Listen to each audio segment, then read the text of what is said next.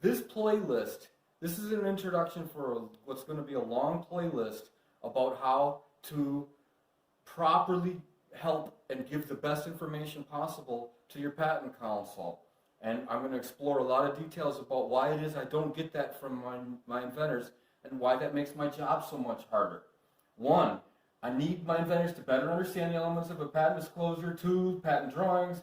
3, forecasting into the future embodiments you haven't built yet but that you hope to produce at some point. And then 4, not trying to get ahead of yourself and discuss what's going to be in the claims and hold back information because you don't want it in the claims. Folks, I'm now going to move on to a specific invention, and we're going to have what's known as a pretend invention disclosure. And I'm going to show you the type of things that I want you, all of my inventors, to do with whatever attorney you work with, or that you're just doing this for yourself and you're filing your own patent application. By the way, another portion of this YouTube channel has a playlist on how to file your own patent application.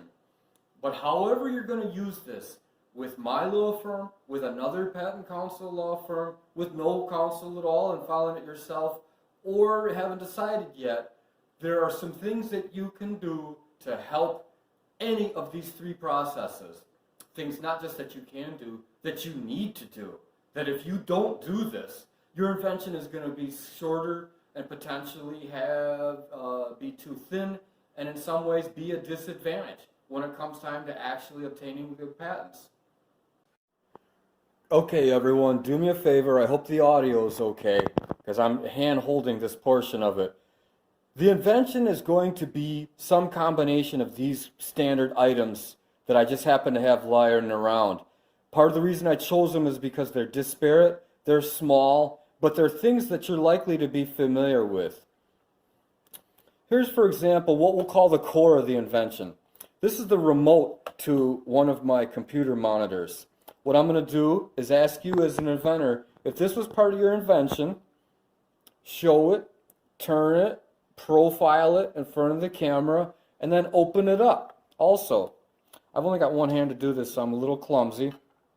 And even say, okay, here's the type of batteries it uses. Here's why the batteries are located where they are. I've only got one hand, so I'm not doing a very good job. Let's grab this one. Case, show how you take things in and out. Show how you operate the invention. And then show how it fits into whatever the larger concept that the invention is supposed to work in conjunction with. I'm going to give one quick physical mechanical example here.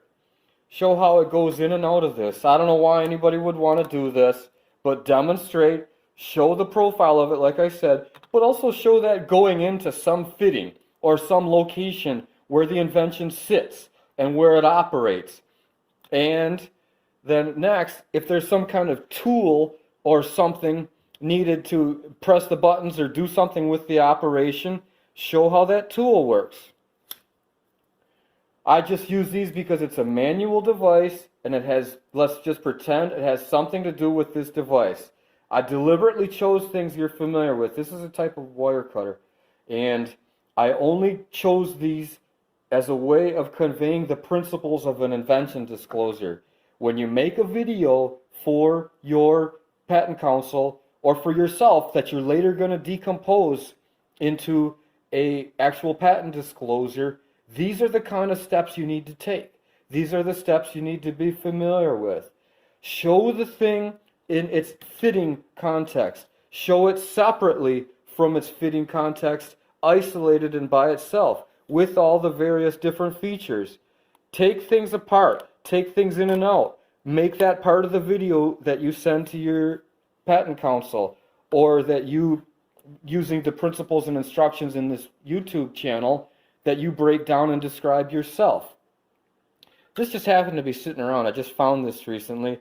But these small items too, hold them real close to the camera, get a good focus. And I'm not doing that. Darn it. Shoot. Yeah, well, okay, for whatever reason, I'm not able to demonstrate the principle I'm asking for, which is to get a nice, crisp focus on small items where, if necessary, you hold them very close to the camera. I guess I'm not going to be able to achieve that. And let's say that goes in here. Show it actually being put in wherever it's supposed to go, and then show the other device following it. Take them apart. What we'll do is do freeze frames and screenshots of all these separate videos and show. Here's an example of the items separated. Here's an example of the items combined.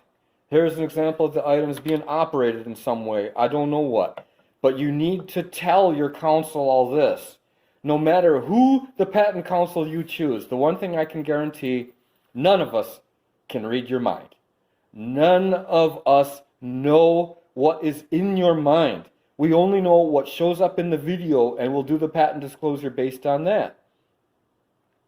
One of the things I do when an inventor sends me a video is I send the entire thing, upload it to a site called temi.com, temi.com, and for $1 a minute, let's say it's a 9-minute video, 11-minute video, that's $1.10, 90 cents.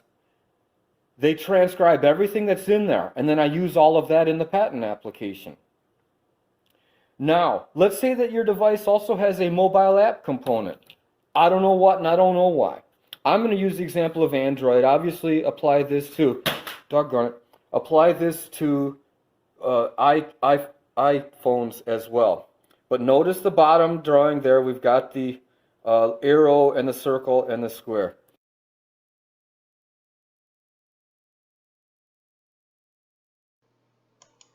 Thanks for watching. Let me know any other topics you want me to discuss. This YouTube channel is to help you. This is for information.